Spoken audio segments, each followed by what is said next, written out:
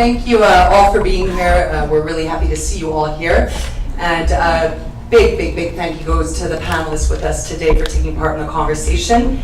We have Zoe Cranley, Head of Build from Double Negative. We have Lucy Killick, Managing Director from Framestore.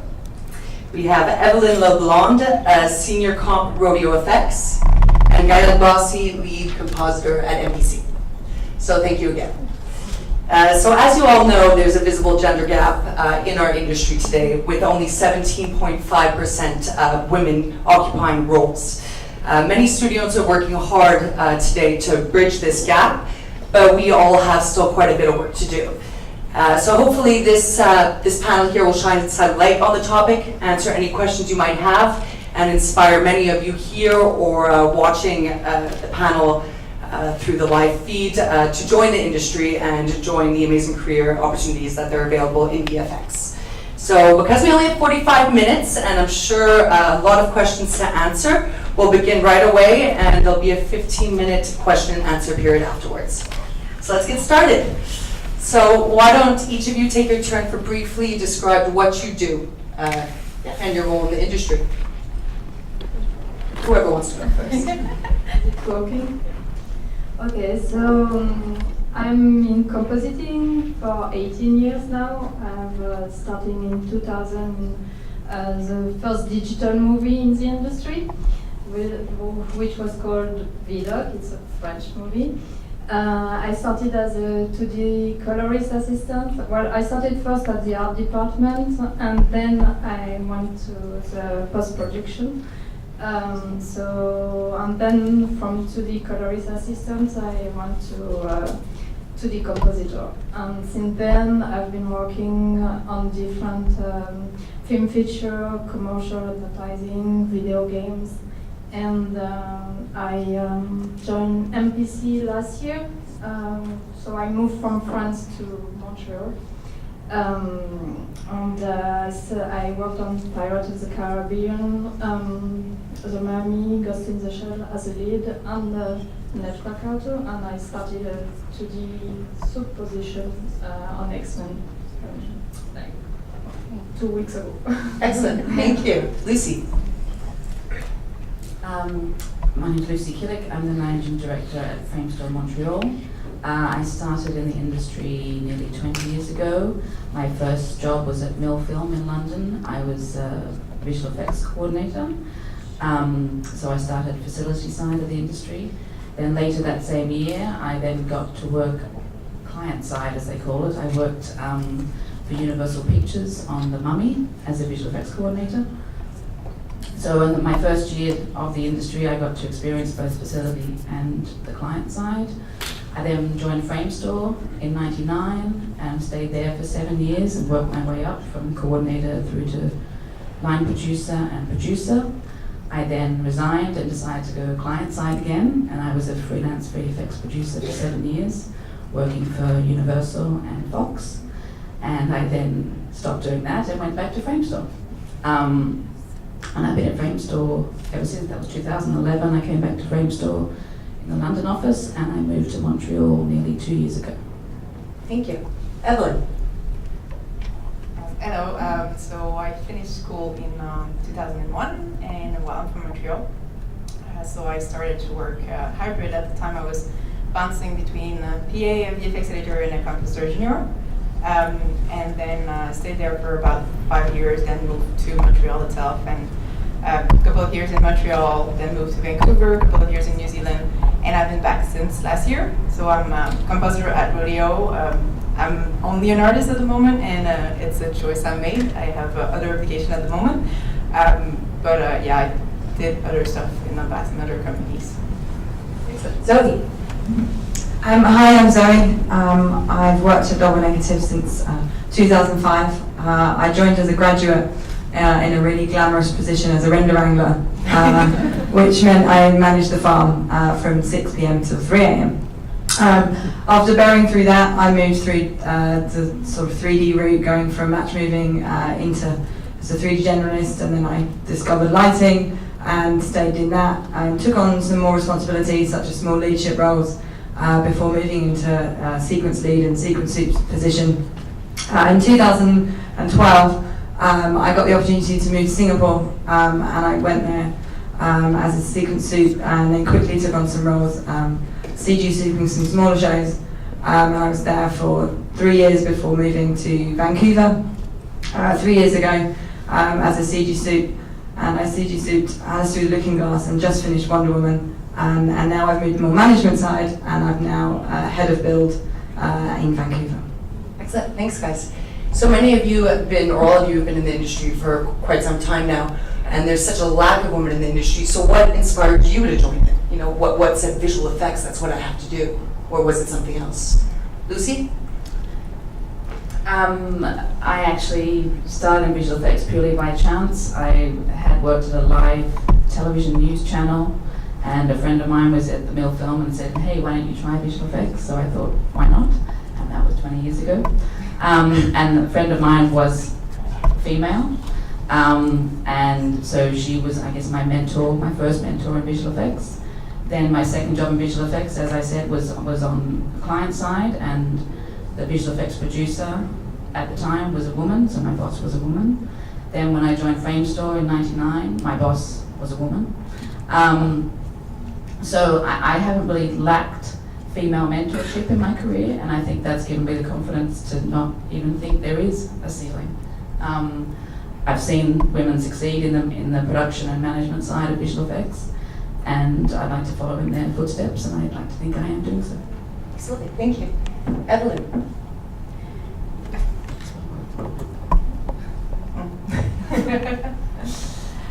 I actually got here by accident too. Let me choose these. I studied in television at the time, so I was able to do anything on set, in studio and editing as well, or sound. And my internship ended up being at Hybrid, which at the time had a publicity department and a visual effect department. And I got hired there, and within a couple of months they closed the publicity department, so I got moved from publicity to VFX. And I thought I'd give it a try, and it's been, 17 years, 16 years, and I still love it. Excellent. Gael? Me, I always wanted to work in movie industry. At the beginning, I wanted to be a cameraman. When I was a kid, at 12, I bought my video camera. I was editing with photoshopping and all that stuff, so I learned on my own. And then I got in the industry by an ad on the internet. It was written, you want to work on the first digital movie in the world, just call this number. And I just called the number, and that's how I get in. Yeah, it was amazing. And so, what inspired you to join the industry? I was a very arty child. I loved everything to do with art, but I was also quite academic as well. I was really into maths and computing. So I was kind of a bit lost. I didn't really know what to do. I even applied to art school and actually got told I was too academic. And I was like, oh, okay, fine. And then I watched Toy Story, and that's literally pretty much the end of the story, in that I was like, that's it, I want to do that. So I set about my sights on finding a school. Found Bournemouth University, which is a fantastic school in the UK, and fought very hard to get a place.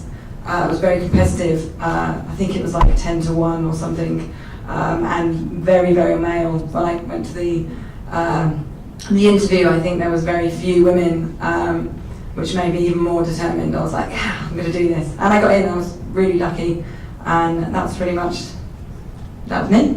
Excellent. So I think everyone in the audience would be interested in knowing what your thoughts or your take is, why there are so little women in the industry.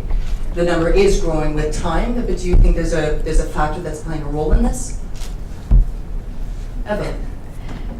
I think there's a lot of things that can be playing a role in this, and I think we have it's not a big problem, but we have the issue in VFX, but the issue is happening in all of the technical industries for sure. I think it's a perception that people that are not in the industry think it's a really geeky thing, it's really computer programming and all of that. Well, it's not. I mean, you can be a programmer in VFX, but you really don't need to. I don't know any coding. I don't want to earn any money. There's this place for a lot of different people, but I don't think it's a perception that you see from the outside. So I think it's definitely not helping because you need to have a special skill to be a programmer, and it's quite different from what I do. So I think that's the first thing is the perception of the industry from someone who's starting. They see a lot of video about 3D and they see a lot of wireframes and coding and all of that, and it's not all that. Even if you go lighting, if you go on CG, there's tons of stuff that is quite different from what you can imagine before you actually put your hands on it. Yeah. So I think that's also a little thing that.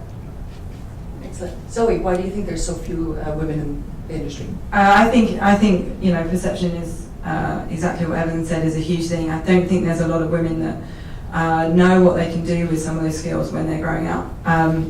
There's huge, visual effects covers so many different skills, from the production side of things to the 3D, to the art side, to the editorial. There's so many things that people can do with those skills. So yeah, I really think it's perception and a real understanding of what we do. I think there's also a thing to do with content. I think years ago it was all about, you know, sci-fi and robots and you know, you had to love those things to do, you know, Star Wars and things like that. And you know, we look about today, visual effects is everywhere. There's so much content within visual effects. It doesn't really matter, it doesn't have to be a gender biased thing of what you're interested in. It's about what you do and what you enjoy doing versus what you're necessarily, the content that you're creating. Excellent. Lucy, being managing director of Framestore, what do you feel can be done to up the numbers? I think it needs to start from an early age. I think it's education and providing mentors. As I've been very fortunate to have female mentors in my career, and to me, I didn't see that there was a limit to what I could do. So I think if there's enough women in the creative and technical roles, then they will be mentors for the teenagers of today who maybe don't understand that they can get into the industry. So I think maybe starting at careers days at high schools, or just starting young, and again, just getting rid of the perception that they've just described would help. I mean, I think it will take probably a generation to get the statistics into, you know, the 50-50 land, but I think it's starting young is the perception of these engineering degrees, physics degrees, whatever. It's a creative industry that is it's not gender specific. Okay. Yeah, it's interesting because I was talking to a friend who is managing a school in France, and he was telling me that he had 60% women in this VFX school. So I'm guessing we are losing the woman after, during the process. Like even at MPC Academy, there's a lot of, well, there's few women, maybe not a 50%. But then women think that it gets harder. And I think it gets harder when you want to have a family. When you are a woman in VFX wanting to have a family, you need to put on a lot of hours to work really hard, and maybe sometimes I have a lot of girlfriends that dropped the job at one point because they said, well, now I want a baby, like in the 30s, and I'm not gonna make it, like keep going as a 2D soup or VFX soup. I'll be just an artist, and even being just an artist is gonna be hard. So if you don't have someone at home that can take care of this part of your life, it's gonna be hard because hours are not flexible for the moment in the industry, and I think we can progress on that. I hear 2 points that you're saying. So one is that women are in the industry, being trained in the industry, but not remaining in the industry. Yeah. So that you have one, your opinion is the family, and not being able to balance both lives, both styles of life, and then there's more reasons, I'm sure, as well. How do you guys feel? I know some of you have children on the panel and families. Yes. Do you want to tell me how that is, if that's, I mean, obviously it's possible, but just to let everyone know how you feel about that as well. Yeah, I do. I have children. I would say yes, it's a question, but it's completely possible. There are always ways to accommodate that thing, and I think it's getting a lot better. I have really a lot of support from my soups and the head of department, and they understand, they know. There's not a lot of women in my position because there's not a lot of women of a lot of experience, a older woman, but it is happening and they are changing their mind. So I got a really nice, like, yeah, my soups and all, they're really nice and they all understand. And it's all okay, there's no problem with being a mom in this industry. I'm not saying it's easy, but I don't think it's easy in any industry. But it is totally, completely possible, although it will change your life for sure. So I don't think it's something that should stop people. I understand why it can be scary from an outside point of view, because yes, sometimes the hours are crazy, and yes, sometimes, but you're not on your own, and people understand more and more and more. I've seen amazing reaction from dads, not just women, but dads are actually really, really helpful, and they're really nice, and they are sending me home sometimes, because they're like, you know, really go. So it is completely possible. I'm not saying it's going to be easy. Like I said, I am doing less at the moment because I have a young child and she needs a lot of attention. I know it's going to change and I'll be able to go back to fuller, take more, but it is completely possible. I just want to make that clear. So yeah. Great. Does anyone else have anything to say? Yeah, I have a young child, but I think as a company, it sounds like your company is the same. Framestore are very understanding.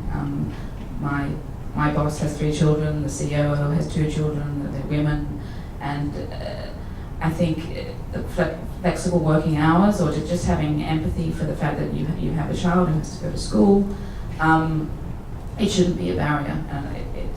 I don't think, yes, you have to take into consideration certain restrictions of someone has to leave at a certain time, and that could affect some ridiculous post-production schedule you have to stick to, but I honestly think companies in this day and age, I don't think they're discriminating against that, so I think that's a good thing. So I don't think women should be scared to join the industry to think, oh, well, then by the time I have kids, it won't work. That shouldn't stop anyone, I don't think. And at the same time, there's this stereotype that it's the woman that should be, that all I'm hearing is that the woman needs to be home to take care of the kids, but there's, you know, in a relationship where there are 2 people available, it is also the men. So we have tons of men, I'm sure, in all of this studio that are fathers that need to be home for the children as well. So it goes both ways, I think, as well. I don't know if you guys have thoughts on that. Yeah, it's this year in my department, I'm calling it a baby boom year. We seem to have a lot of women going off and having babies, but also having a lot of fathers that are going off on paternity leave. And as the head of department, it's my job to make sure those artists feel both secure and comfortable that they can be very supported to go off and have a family, but also know that they can come back. But also how they come back. I know quite a few friends of mine who have been mothers and have come back have been really terrified about coming back. And feeling like, you know, in 9 months or in a year or maybe 2 years since they've been away and had some time at home, things have moved on. Pipelines change so frequently. I get scared, you know, on a daily basis at how fast things are moving, and I work full time there every day. So I think, you know, we need to make sure that it's a really safe environment, and we can offer refresher courses, retraining, any of those skills that people that have been away can come back and feel that they're not going to be, you know, penalised for kind of sticking up their hand and saying, oh God, oh, this is a new version, I don't know anything about this version. And it's just, you know, providing that safety net so that people feel secure that they can go away and have a family, but also come back and, you know, they were a fantastic artist before they left, so we need to make sure that we promote that when they come back. Excellent. What is the current state of women in the industry in the studio you work? Like, how is the atmosphere for you guys? Do you experience, you know, how do you feel supported? Okay. Yeah, well, being a woman, I don't think we see a lot of difference. I mean, people trust you for what you are doing, your professional skills, and so it's gonna be harder. You will have some time to prove that you can do as well as guys, that you need to be tough. I'm talking of the years of experience. I'm not talking on behalf of MPC or whatever because I know it's always touchy. But I'm talking about my years of experience back in France, and I know that I had to prove that I could do it. Like if you have a difficult shot you want to give to a person, I'm talking about me, so compositing, and sometimes it happens that you don't know why you get the most easiest shot and not the difficult one, and you are just wondering, is it because he doesn't trust me as a woman or as an artist? You are always like kind of doubting. But sometimes it happens that people just didn't trust you because you were a woman. So you had to prove that I can do it.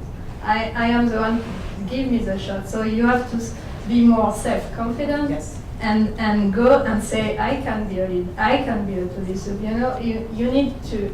And I think for men, they don't have to say it. But women, they have to be a little more pushy and say, we can do as well as men. That's my opinion. Lucy, do you have anything to say on that? What is the current state in the workplace for women? Well, I think at Framestore it's very healthy for women. I think that we have a lot of women in senior roles, and certainly any artists that apply to Framestore that are women, we would snap up in a heartbeat. There just aren't enough artists out there, and we certainly don't discriminate male or female. I encourage more women to join Framestore. I wish our statistics were higher. I mean, when you quoted the 17.5%, I did my homework and did Framestore's tally, and we're actually at 27% women, so that's good. We're above the average, but I think we can improve on that. But I would, it would be very sad if I did witness any sexism in the workplace. I don't on a day-to-day basis.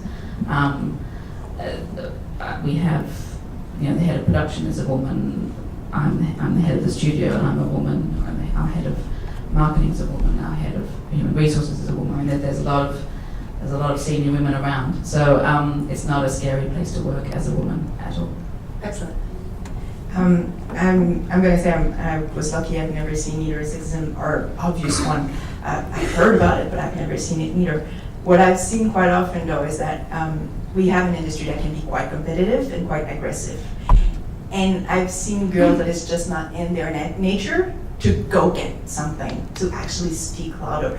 And that's going to be a problem in the first couple of years when you start, because you might not raise your hand to ask for a bigger shot, or just be aggressive, or having that kind of like pushy that you need to prove yourself, and you might give up because of that. And it would be a shame because it's not part of the job, but it is part of when you start. You have to prove that you're doing the job as a man or as a woman, but it's not in some girls' normal personality. And it is probably something that girls need to work on. And I'm not gonna, it's not everyone. There's amazing girls that can talk and do their things, but as an average, there's a lot of girls that are less self-confident. And when you start, it can be really hard because our field is really aggressive, and you're gonna get criticism. You're gonna get notes on all of your shot, and you need to learn to deal with that it's not personal, it's not against you, and it's not because you're a girl. I hope it's not, hopefully. It should never be. I think what happened that we lose a lot of women because the statistics in schools are actually better than the statistics in the industry might be part of that, just not being in the general personality of most women to fight for those little things at the beginning. But you have to, and it's not going to be like that all the time. You just need to prove yourself on the first couple of years, on your first couple of shots. And it will be daunting, and you won't want to do it, and it's going to be hard, but it's just, everyone needs to do it. It just doesn't come naturally to girls sometimes. But that's what I've seen a lot of girls giving up because of that feeling that they have the pressure to actually always push and push and push. And it's not because you're a girl, it's just because the industry is really aggressive. Excellent. Zoe. Look, I feel like there's a lot of attention on this subject currently in the industry. And I also want to congratulate and say thank you to all the males that are in this room. I think it's a really important topic that we don't just think it's about women fighting for women. It's equal. And I think it's really important. And I'm seeing a lot of attention from the male colleagues that I work with about how important they see it is that we work in an equal, have an equality in gender at our workplace. I think it's also a lot of the men that have been working in the industry, there's a generation where they're starting to become fathers of young girls as well. So I think there's slight attention on, both from an industry and a professional basis, but also on a personal level as well. And I think it's really important that together, both women and both men are really kind of putting a lot of attention to this topic, such as this event today. I attended SIGGRAPH a month ago, and there was 3 events all to do with this topic, including Birds of a Feather one, which is normally a very technical session, and it was great that they dedicated a session just about women in visual effects, and it was amazing. We need to keep doing more of these events. It's really a great exposure. Excellent. Do you guys think there's enough being done right now to increase diversity in general, no matter the race, gender, sexual orientation in the industry? Yeah, I'm coming back to the mobile thing. I'm sorry, but I think it would be nice in companies to do like ILM do a nursery or daycare for children. I think it would be an awesome idea to have companies thinking about that, and it will attract a lot of people. Like before, when I started, we were all young. Nobody cares about the baby because it was going to be like 10 years after. So, but now, like people are more and more in this industry. We are thinking bigger, and everybody gets older. So it would be nice to include this kind of thing, so that I was looking at the women in VFX on the internet for the topic, and there was also this girl, VFX Soup, and from Ireland. And when you see the conditions they have to work, like to be able to say hi to their babies that are just next to them, and to go back to work, and to have this flexibility, it's kind of an amazing way of working, and so that you can be both a mom, a woman, and an artist, or whatever you are doing in the VFX. So I think this is my opinion on that. Good. And do you guys have a comment on that, or if anything else can be done, or what can we improve on more to increase diversity in general? I think there's more that we can do in terms of getting people in, but I also think there's more we can do internally within the studios, and doing more leadership for those that are in the majority. So how can they support those that are in the minority, so that they feel safe, that they can come into work every day and know that they're not going to feel, they'll feel safe, they feel like they deserve, and they're not, they don't feel any kind of uncomfortability. Or that they're not, we need to make people not even think about their gender or their sexual preference or anything. It really doesn't matter. And I think, education and leadership with everybody in the company to make sure that people are there just because they're a visual effects artist. And that's what it really comes down to, is talent and what we do every day. We really need to be putting everything else completely aside.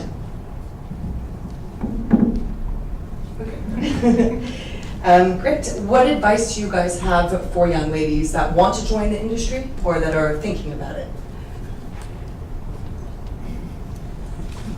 Just do it. If you're thinking about it, if there's a chance you think this might be for you, go for it. It's a set of skill that's not lost, even if you somehow change your mind. There's so many different things. If she was to describe what she do every day, and I was to describe what I do every day, it could be completely different. We have a completely different set of skills, and everything. So if you're interested in this, go for it. There will be something that will be for you. I started thinking modeling. I'm a compositor and I would never do modeling. So, I mean, yeah, just go for it. Yeah, I would say the same thing. The sky is the limit. There's nothing should be holding any woman back from joining the industry. There's more jobs than there are artists to do the work at the moment. So really nothing should be stopping any woman right now. I think visual effects is here to stay. Every movie made right now has some element of visual effects. The work isn't going to diminish. I think it's only going to get greater. So there'll be even more jobs, more opportunities, and employers will then have to be more flexible for the things you were discussing about being a mother and maybe providing creches for staff. Good idea. So yeah, don't hold back is all I would say, and find a mentor, find a woman in the industry that you can talk to, and I'm sure they'll be more than willing to help other women. So find a mentor and just go for it. I would say be proud that you're a woman and be confident. And if you aren't confident, that's absolutely okay. Just there are many things. Confidence is a skill, and you know you can learn it. Put yourself into absolutely terrifying situations. That's the only way you're going to learn, and you'll be fine. You will survive, and you'll come out the other side, and you'll think, "Oh God, that was terrifying, but I'm okay." And then you'll put yourself into another terrifying position, and then you'll do that again, and then you'll be absolutely terrified. But slowly but surely, that will become more comfortable. You'll be able to be in meetings and be the only woman in a meeting, and be not afraid to ask a question, not afraid to think, oh, this is a dumb question. Ask it, because if you're not going to ask it, someone else will ask it. And just, really grow that confidence, because it will come, and then sky's the limit. Yeah, I don't think it's a man's work. All what we are doing, women can do it, or men can do it. It's really not, we are not carrying heavy stuff. So every woman do that too. So for that, I think we are okay. But I will say, be passionate about your work. Work really hard, and it will pay. And as you said, just don't hesitate. Just be confident, and that's a clue to succeed. To say that you can do it. Excellent. So because there's so many of you in the room, I'm going to hold the question and answer period a bit longer. I wanted to thank all of you for being here. I hope it inspired all of you. It inspired me. I'm very grateful. We're all grateful. And thank you for VFX Montreal for giving us the platform to speak about it. So we'll start the question and answers. If you have a question, you can just step up to the mic that I will steal from one of you. This can be your terrifying moment. So does anyone have a question? Kelly? He looks terrified. I am. So, one thing that we sometimes forget is diversity in general. I was wondering, one thing that we forget a lot is the transgender women out there that we see a lot more of in the studio. So I was wondering if you have some type of policies that encourage those type of transitions, and how you handle that sort of communication plan, if there is one, and how you treat the matter today.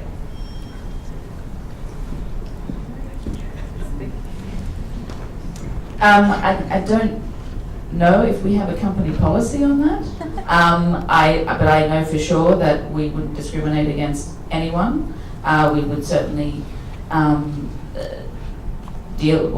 to the individual and see what their needs are in terms of making sure the company makes available anything they may need to go to whichever bathroom. We don't have gender neutral bathrooms, but if that's an issue, I think we'd be open to the discussion. But there certainly is, there's no discrimination against transgenders. That they're anyone's more than welcome to come and work at our company. I'd like to think it's the same with everyone else's company. As far as an actual written policy, I'd have to get back to you on that. Zoe? Yeah, I think a lot of it. I think a lot of it.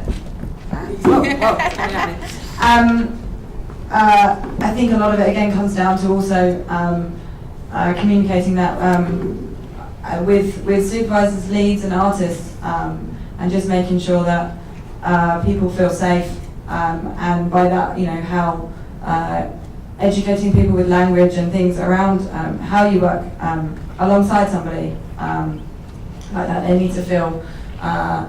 It can be challenging also for other people. They need support in these such circumstances. So I think, you know, HR, I know double negative HR work. We have a fantastic human resources team, and I would hope that we would be able to deal with any artist that wants to come and work with us. Great. Any other questions? Go ahead, please. You stand up. Okay. It's the moment. Hi, I'm a first-year student. I'm here with a lot of my classmates, actually. And in our program, we have 50 people, and about 3 to 4 of them are guys. So when we heard that they're 17%, we were really surprised because we thought it was a female-dominated industry. Do you guys think that that will change, or do you think once again, it'll just be the drop will come after training starts, and how we can prevent that in the future? Lucy. Well, I think that's very exciting. Because if you thought it was a female-dominated industry, then when I said it might take a couple of generations to change the statistics, maybe the next generation is the one. I mean, that's fantastic. But I think what Gail was saying is that there was a lot of students at student level, and then when you come to mothering age, you then decide to leave the industry. So I think we have to make sure that doesn't happen. We have to make sure that companies are willing to support good maternity leave structures and flexible working hours for mothers. So I think maybe in the next 20 years we'll see what statistics say, but the fact that what you've just told me is I think is very encouraging for women. And if there's only 4 men, wow. Well done. Then I'll have just a little piece of advice for you, because you might be surprised. All of your first supervisors are probably going to be men. So keep up. Just keep up. They might sound really rude. They might sound like but they're just doing their job. They need to criticize. They need to give you notes on all of this. Don't take it personally. I mean, they're not attacking you. It's not something. It can be really hard work because we're actually all artists, but we're all trying to achieve someone else's vision. So you're going to sometimes come up with work that you're really proud, but then it might get completely destroyed in dailies. So please don't take it too personally, and just keep going. No matter if it's like your supervisor is a man or woman, I don't think it matters, and I don't think when they say those things, they're thinking about the fact that you're a girl or a boy. Everyone is going to get notes, and just keep pushing. There are going to be more VFX Soup women. It's coming. Yeah, it's coming. Excellent. Yes, please. I can just comment. Yes, 38% women here in Montreal. Excellent. So all the schools here are doing a great job at really promoting it across gender. That's awesome. That's good news. Anyone else? Yeah, please. Oh, there's tons. I love this. Who's first? Yeah. I just had a question. One of the biggest issues we see with the gender gap is pay. So I was wondering, because yesterday I was in the panel with the recruiters, and somebody asked, when do you talk about pay? And they're like, don't bring it up. But, how do you address whether or not there is a gap between the pay between gender if you can't talk about it? So I wonder if, that's something that gets discussed within your companies, or if it's still something that's kind of, taboo to talk about. No, in fact, they ask us not to talk between us about the pay, but I can tell you there's no discrimination between male and female. It's how you are going to sell you. So, it will be your fault if you get less paid. Yeah. So you have to say, I want that. My value is that. I think I can do it for this price, and this is you doing the negotiation. So this is nothing to do with your gender. Yeah, is this working? I think I always pick this one up. I can speak for double negative. I know we have absolutely no discrimination within pay for male or female. I do see what Gail says though. There's, men can be more self-critical. Women can be more self-critical and more self-doubtful. So when it does sometimes come to reviews, I do find some women can be quite shy and actually a little bit surprised at their worth. I find that they're really generally surprised by a pay rise that we want to give them, and they feel a little bit like, oh, I'm not, and it's like, yeah, you're worth this. Yeah, take it, go. And I think be more self-confident in your worth. Like Gail says that that feels the difference. But in terms of from a company point of view, it's exactly the same, which is an exciting industry to be in. I've never been on the management side, but I'm pretty sure there's no official policy about gender pay. But it's definitely an issue about how you negotiate that. Every time you get a review, it's a chance to actually ask for a little more. You get a little, like a good review, you get a little more. And if your title changed, if you somehow ended up doing the responsibility of something else, because it happens sometimes really sneakily, you become a lead without actually no one ever telling you. There's actually a moment where you have to go. You have to go see HR and go look, I'm doing a lead job. I know you never gave me the title, but I'm doing it. So yeah, every time you get a review, you need to talk about salary, and every time you have a change in your task, it's another opportunity to do it. Excellent. I think that was very informative for everyone. Does anyone have any more questions? I saw a bunch of hands up before. Okay, go ahead. On the topic of women's confidence in this industry, being one of the reasons why we may not have as many women right now, that it's not easy for many women to feel that maybe they have a worth in the job or how to kind of fight for something when a situation gets difficult. I wonder if you can expand a little bit on maybe an experience that has been stressful or challenging in that way to each of you kind of growing in this industry, how you overcame, starting entry level perhaps and then moving your way up, how if you can encourage a way to promote more courage within women to be a part of this as well.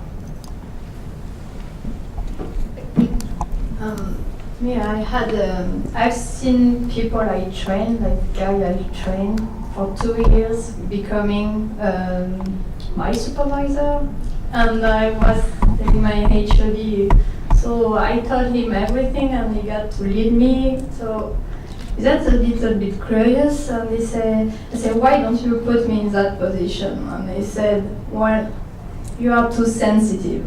And at this point, I say, okay, I need to show that I'm not. So you will have to hide a little bit your emotion and be a little stronger, I guess. That's what I felt. But again, that was a long time ago. That was in France. People change industry. We didn't have women. I was the only woman in the facility I worked. So it was a little bit more complicated. Now, with all what's happening, with us talking, I think it won't happen again.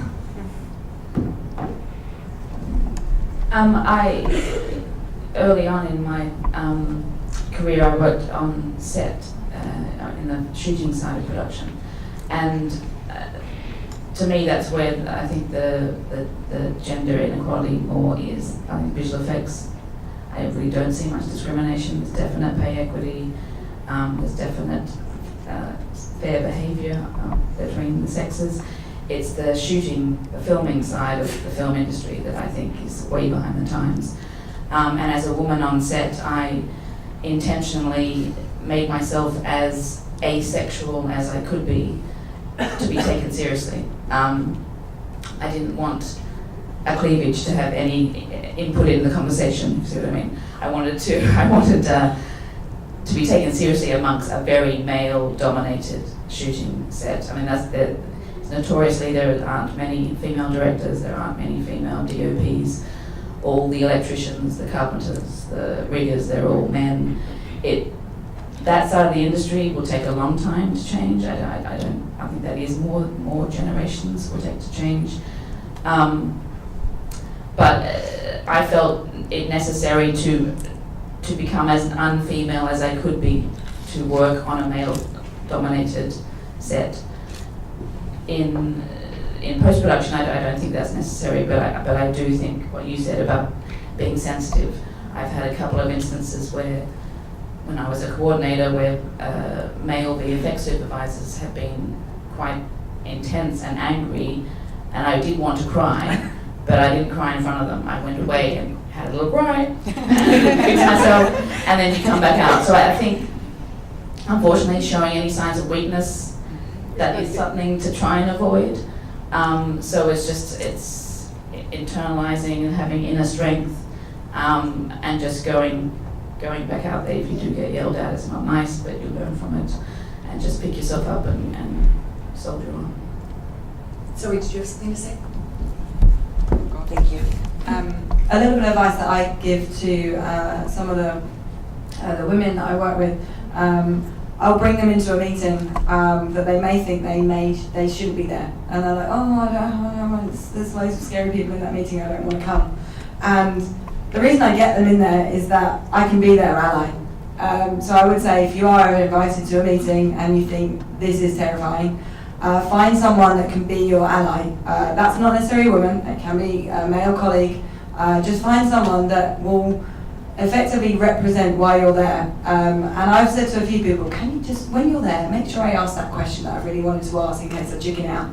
And by doing that, they're on your side. They almost give you that safe platform.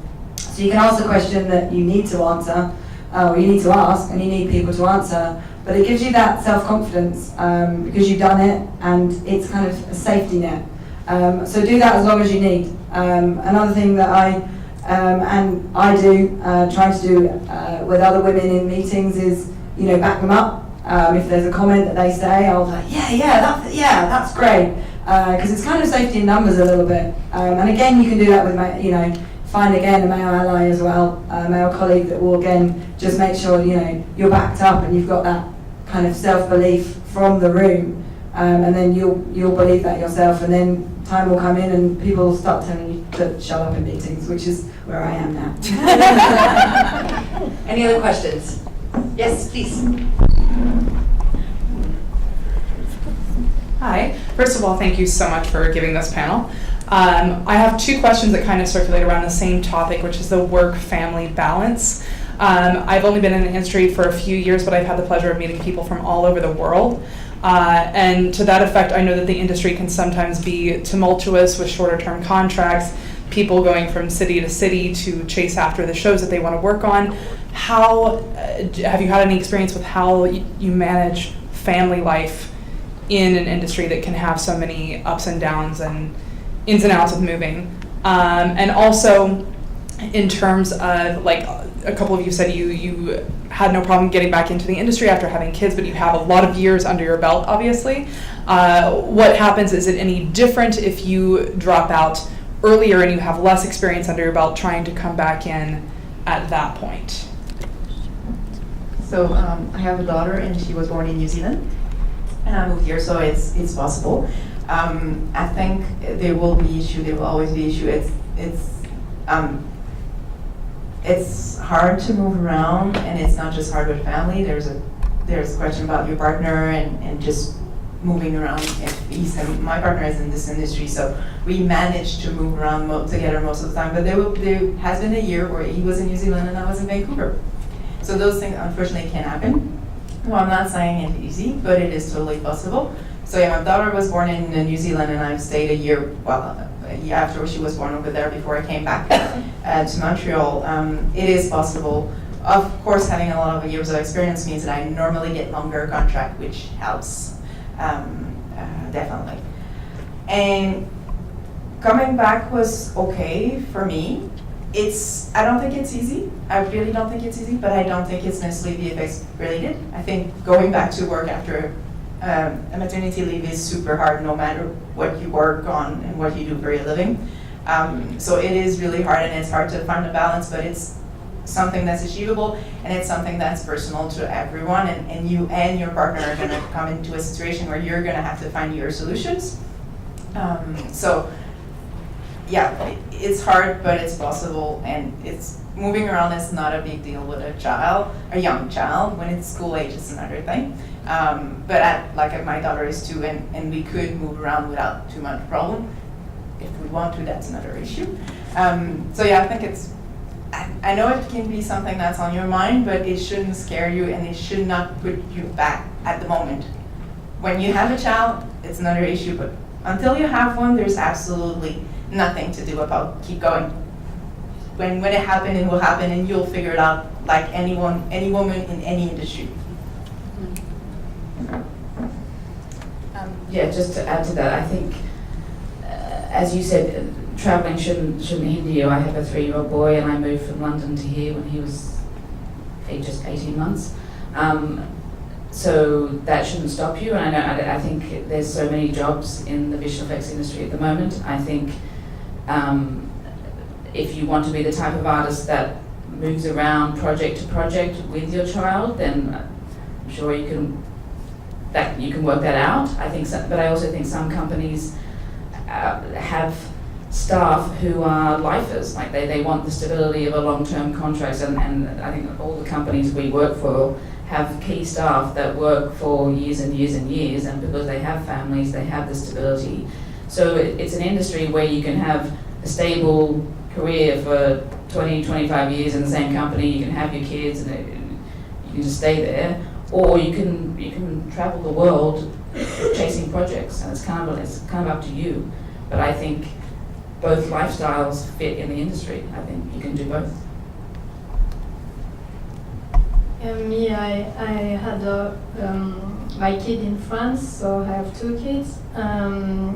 But for sure, I saw all my friends leaving for London, and I really wanted to go too. And I say, well, I will wait a little bit so that they get older, so that I can move. So after you have to see when is a good move, but you can definitely do it. The kid are not the problem; it's more the partner. You need to have a job, but you can move your kid wherever you want. So do we have any more questions? Yes, please. Yes, you talk about the difference between men and women and their personalities. So do you think there could be a better way for male supervisor to manage women? So for instance, we have to adapt to millennials, but could we adapt to women?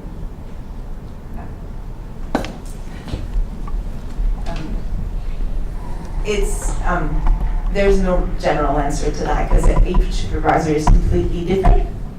Being a woman or a man doesn't make a big difference, but definitely some of them probably would need a little bit of a gentle advice into how to be a little bit more neutral and a bit more sensitive in the way they pass on notes. That's for sure, and it's real for boys and girls, or it doesn't make a difference. But yes, probably some supervisor would. Bit of a slide for just, I don't know, we can find a little class on how to send, definitely. And I think it's probably something we should think about when someone's promoted to a big role like that. So yeah, you're probably right. But once again, I want to stress that don't take it personally. It's most of the time not because you're a woman, it's just because they're like that. Yeah. I think there's more we can do, sort of an education in language, and also I think sometimes I feel that because women don't put themselves forward for leadership roles when they're out there, men can, men and women, both in leadership positions, can overlook other women looking for leadership roles because. There's someone in front of them, just saying, pick me, and actually we need to be more, a little bit more within our leadership teams to actually say, making sure that when we're advertising for jobs, we're seeking out as well and actually approaching those women in our teams and say, hey, there's this lead role coming up, how do you feel about it? And they'll, they may be like, oh no, not me, and you're like, well, and they'll often find, they'll be like, oh, but I thought, but this guy, I thought, he was probably up for the role. And you're like, yeah, well, what about you? So I think, just making sure that, men and women are, there's education in kind of looking for those roles and how we hire and recruit for them. Any other questions? Any other questions? Yes, in the back. You're making me walk. There you go. Hi, I'm in education, so I send people to the VFX industry. And in my class, we have less than half girl. So I was wondering your thought on how to be more attractive as, the beginning of this industry, how to be more attractive to girls to put them out there afterward. I read a really interesting article a few weeks ago about a school in America that's a computer science class, and one of the schemes that they're actually been running with educators is for in focus groups or questions is actually asking some of the guys in the class to not actually answer the questions. For that reason, that if girls are in the class and they'll always be like, oh, the guys are going to answer, they won't answer. So I think one of the things I read was actually they've been having loads of success of actually just not in front of everyone, but just a casual mention. There's always someone that's putting out their hand and it's like, hey, on this time, just let somebody else answer. And that giving those girls that confidence to ask those questions, especially in young age, growing up, the ages from 13 to 18 is so impressionable for young women. And to give them those skills at that age just goes a huge long way into adulthood. So yeah, just have a gentle conversation with some of the guys. Just let it be fair. Let the girls in your class talk, and the confidence they'll get for being like the class. And ambition is women. Ambitious women are they're great and attractive, and giving the women that confidence at that young age that they can be the one at the front having their hand up, and it's amazing. I would go back to the mentor issue. I think if your class is less than 50% women, I don't know what your program exactly is, but if part of your program you can provide speakers or experts in that field, and if you choose women to do that speaking, then that I think speaks volumes. If you're constantly bringing men in to talk about the subject, then that doesn't send the right message. So if you can find female mentors speaking to your class, then more women will see women standing up there telling them what the industry is like. So I think finding people for other women to look up to gives part of the confidence. I know something that probably not be possible for you, but it's really like we said earlier, starting at a younger age, trying to get a message to high school people that there is a lot there, that it's different than what it seems like. We need maybe to just advertise a bit more the artistic side of it, the drawing, all the other things that are not necessarily, even if we always work on computer, they are not necessarily related to a computer, they are not programming, they're more on a visual, artistic side of it. I think we have time for one more question. Yes? Is it okay if I ask like a completely random question? Absolutely. Confidence, do it. Is there a difference between, like, let's say a college professional degree and a university degree? Like, do you regard it differently in terms of pay or attitude towards when recruiting or anything?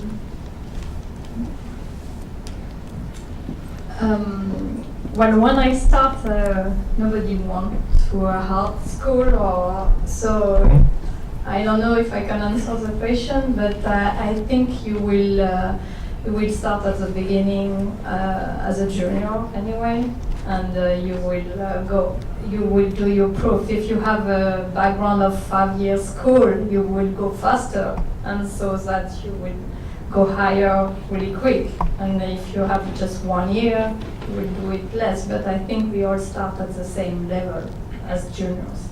So whatever degree you have, it won't make a difference, I guess. But you could, if you have 5 degrees, the recruiter is going to look at that and they will keep you instead of keeping the one that has just 1 degree. But at the beginning, you'll be a junior anyway. And Pierre-Luc Labbé, can you raise your hand quickly? If you have that question, you can ask that to him right behind. And he'll have all the answers for you. It's very helpful. Okay, I think that's about it. Again, thank you to Lucy, Gael, Evelyn, and Zoe for being here. Thank you.